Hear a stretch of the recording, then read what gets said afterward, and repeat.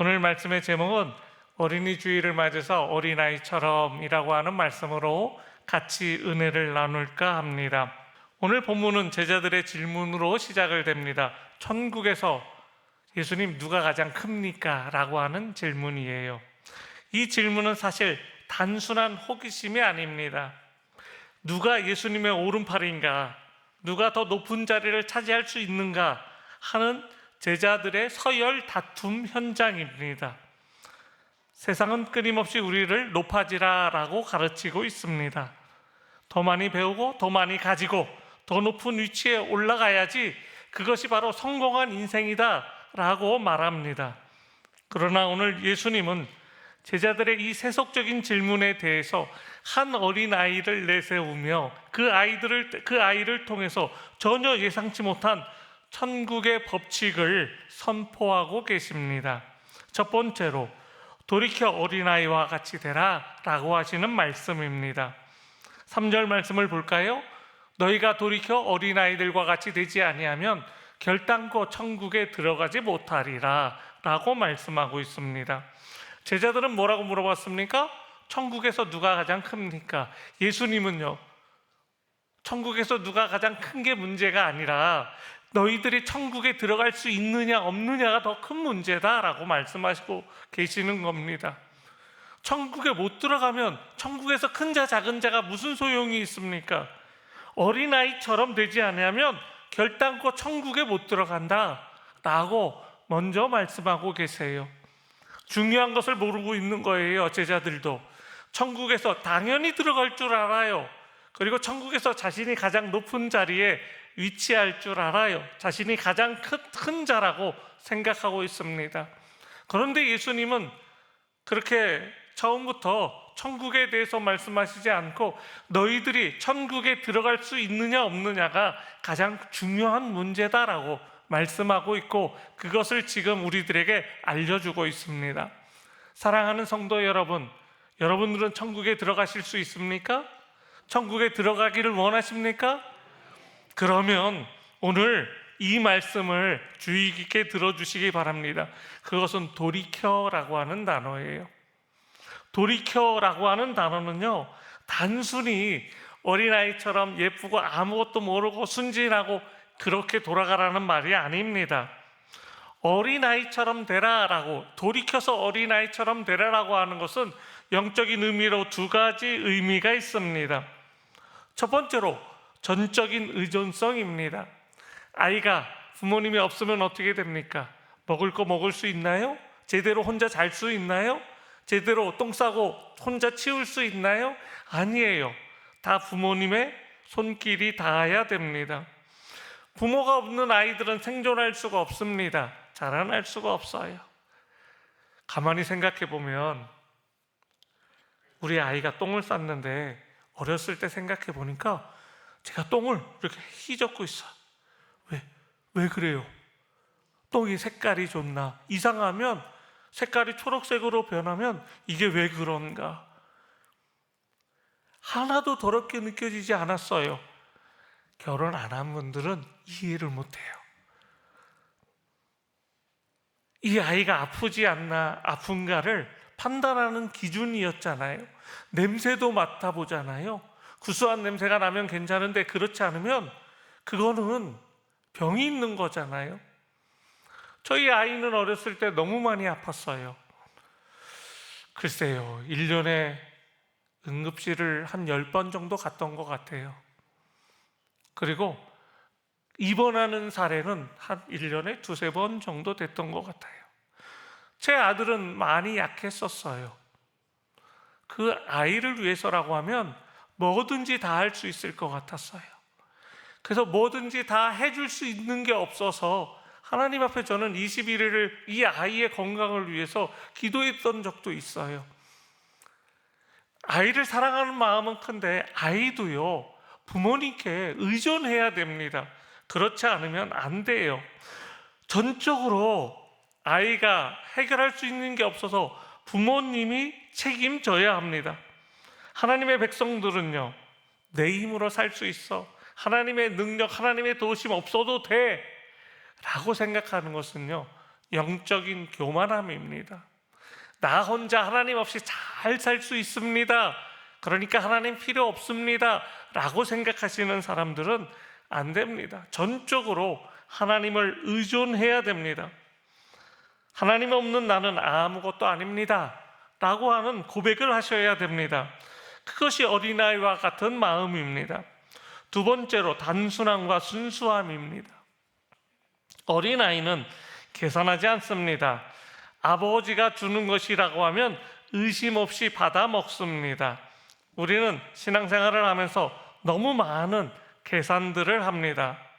이렇게 하면 내게 이득인가?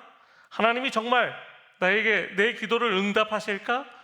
어린아이와 같은 마음이면 하나님의 말씀을 액면 그대로 순수하게 받아들이는데 그러지 못합니다.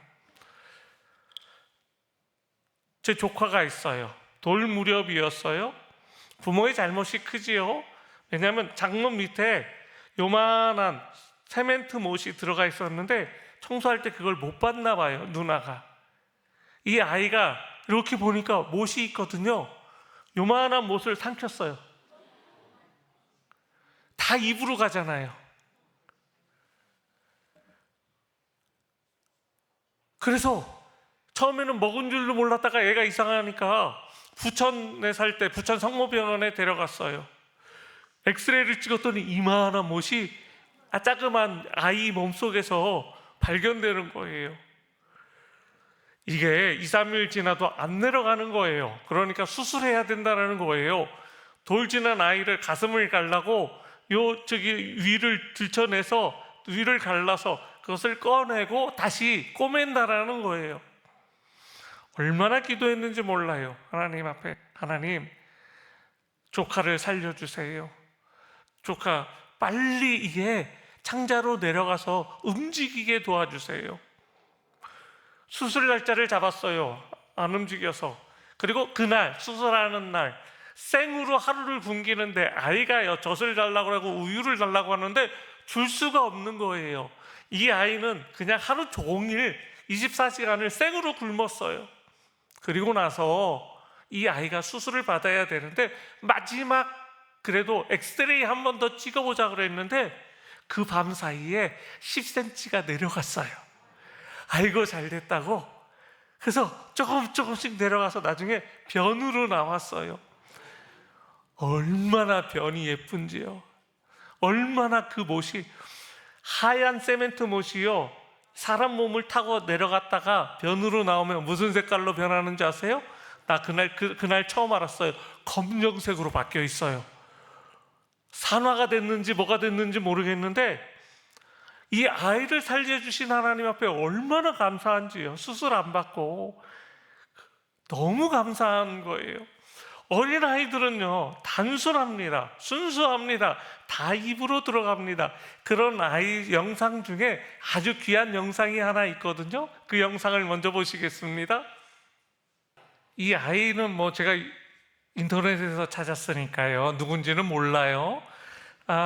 유치부 어린아이 같아요. 그런데 삼위일체 하나님을 정확하게 이해하고 있어요. 우리 권사님들 삼위일체 하나님 설명하라고 그러면 못할걸요? 삼위일체에 대한 그 말씀은 삼위일체론이라고 따로 신학에서 배워요. 어렵게 배워요, 신학교에서도. 그런데 이 아이는요 정확하게 알고 있어요. 진짜 중요한 건 학교 들어가기 전에 아이들한테 예수님과 하나님에 대해서 다른 지식이 들어가기 전에 먼저 알려주셔야 돼요. 이 아이도 교회 다니면서 전도사님이 이 아이를 지도했을 거 아니에요. 삼위일체에 대해서 전도사님이 설명하지 않았으면 이 아이가 엄마한테 어떻게 설명해 주겠어요? 그 어려운 삼위일체론을 이 아이는 너무 쉽게 받아들이고 우리는 어려워서 받아들이죠. 에이 그게 말이 돼? 라고 생각하는데 이 아이는 그것을요 순수하게 다 믿고 있는 거예요. 이것이 바로 순수함입니다. 이것이 단순함이에요. 세상 지식이 들어가면 하나님 믿기가 점점 더 어려워집니다. 그래서 우리들의 손주들을 데려와야 돼요. 그래서 우리의 자녀들이 어려서부터 교회에서 성장해야 돼요. 그 아이들이 그렇게 성장하지 않으면 세상 지식이 들어가면 하나님을 거부하고요, 하나님을 멀리하고요, 하나님을 믿을 수가 없게 되는 겁니다. 저는 바라고 원하옵기는 우리 아이들 그리고 우리들 모두가 다 돌이켜서 어린아이와 같이 되지 아니하면 결단코 천국에 들어가지 못합니다. 어린아이처럼 순수하고 단순하고 전적으로 하나님을 의지하시는 우리 사랑하는 성도님들 모두가 되시기를 예수님의 이름으로 축복합니다. 두 번째로 자기를 낮추는 자가 큰 자다라고 하는 말씀입니다. 4절 말씀을 보실까요? 누구든지 이 어린아이와 같이 자기를 낮추는 사람이 천국에서 큰 자니라 라고 말씀하고 있습니다. 천국에 들어가느냐 못 들어가느냐가 진짜 중요하고, 그리고 두 번째로 천국에서 그럼 너희들이 질문했던 거 가장 큰 자가 누구냐라고 했을 때 어린아이처럼 자기를 낮추는 사람이 천국에서 큰 자라고 말씀하고 있습니다. 세상을 나를 나타내야 할 곳이지만 천국은 나를 낮추어야 되는 곳입니다. 그래서 낮춘다라고 하는 것은 비굴해지는 것이 아닙니다. 자신의 현 주소를 정확하게 알고 있는 겸손입니다. 내가 하나님 앞에서 죄인임을 깨닫고 지금 누리고 있는 모든 것이 하나님의 은혜임을 인정할 때 우리는 자연스럽게 낮아질 수 있습니다. 자기를 낮춘다는 것은 단순히 겸손한 척하는 태도가 아닙니다. 그것은 내 삶의 주권을 하나님께 온전히 내어드리는 결단입니다. 어린아이가 부모의 손을 잡지 않고는 길을 갈 수 없듯이 매 순간 성령의 도우심 없이는 살 수 없음을 고백하는 가난한 마음입니다. 세상은 자신을 증명하고 드러내고 자신을 높이라고 부추깁니다. 하지만 참된 겸손은 남과 비교하지 않는 것입니다. 제자들은 서로를 비교했기 때문에 누가 크냐라고 물었습니다. 예수님은 오히려 자기를 낮추는 그 사람이 천국에서 큰 사람이라고 선포하십니다. 천국은 계급의 높낮이가 아니라 누가 더 하나님을 깊이 의지하느냐에 따라서 자신의 가치가 결정되는 곳이기 때문입니다. 어린아이처럼 하나님 아버지만 바라보는 사람은 옆 사람과 비교하면서 우월감을 느끼거나 열등감에 빠지지 않습니다. 오직 하나님의 은혜에 감사하며 자신에게 맡겨진 작은 자리에 충성할 뿐입니다. 천국에서 큰 자는 세상에서 가장 높은 보좌에 앉은 사람이 결코 아닙니다. 하나님의 은혜 없이는 난 하루도 살 수 없습니다 라고 고백하며 무릎 꿇는 사람입니다. 사랑하는 성도 여러분, 여러분들도 어린아이처럼 자신을 낮추고 천국에서 큰 자 되시기를 예수님의 이름으로 축복합니다. 세 번째로 작은 자 하나를 영접하는 삶입니다. 예수님은 여기서 한 걸음 더 나아가서서 말씀하십니다. 내가 어린아이처럼 낮아지는 것에 대해서 멈추지 않고 내 곁에 있는 어린아이와 같은 작은 자를 어떻게 대해야 되는지 말씀하십니다. 5절 말씀을 보시겠습니다. 누구든지 내 이름으로 이런 어린아이 하나를 영접하면 곧 나를 영접합니다 라고 말씀하고 계십니다. 이는 세상과는 전혀 다른 가르침입니다. 세상은 힘 있는 자, 유익을 줄 수 있는 자, 나에게 보탬이 되는 자 곁에 가 있습니다. 그러나 주님은 아무런 힘도 없고 내게 보답할 능력도 없는 어린아이 하나를 예수님 대하듯 그렇게 소중히 여기라 라고 말씀합니다. 나에게 별 유익이 안 되는 사람들은 우리는 만나지도 않습니다. 그 사람들 거들떠보지도 않습니다. 그런데 별 유익이 없는 사람을 도와주라 라고 말씀하고 있습니다. 반대로 6절은 무서운 경고를 담고 있습니다. 이런 작은 자 하나를 실족하게 하면 차라리 연자맷돌을 목에 달고 깊은 바다에 빠지는 것이 낫다라고 말씀하고 있습니다. 공동체 안에서 믿음이 약한 자, 사회적으로 소외된 자를 무시하거나 그들의 마음을 아프게 하여서 신앙이 멀어지게 하게 되면 그 죄가 얼마나 무거운지를 우리들에게 경고하고 있는 말씀입니다. 우리는 잘 생각해 보아야 합니다. 우리 교회 혹은 내 주변에 작은 자는 누구입니까? 내가 소홀히 대했던 그 사람이 사실은 주님이 가장 아끼시는 분일 수 있습니다. 그를 영접하는 것이 곧 주님을 영접하는 일임을 기억해야 합니다. 그러므로 천국은 경쟁에서 쟁취하는 것이 아닙니다. 하나님 아버지의 품 안에서 가장 행복해하는 어린아이들이 거하는 곳이 될 수 있습니다. 우리가 신앙생활을 오래 할수록 조심해야 될 것이 하나 있습니다. 그것은 종교적인 베테랑이 되어 마음이 굳어지는 것입니다. 익숙함이라는 이름으로 하나님을 향한 떨림은 잊어버리고 직분이라고 하는 이름으로 남을 판단하고 높아지려고 하는 마음을 경계해야 합니다. 오늘 이 시간 우리 마음속에 있는 누가 더 큰가 라고 하는 세속적인 욕심을 내려놓으시기를 바랍니다.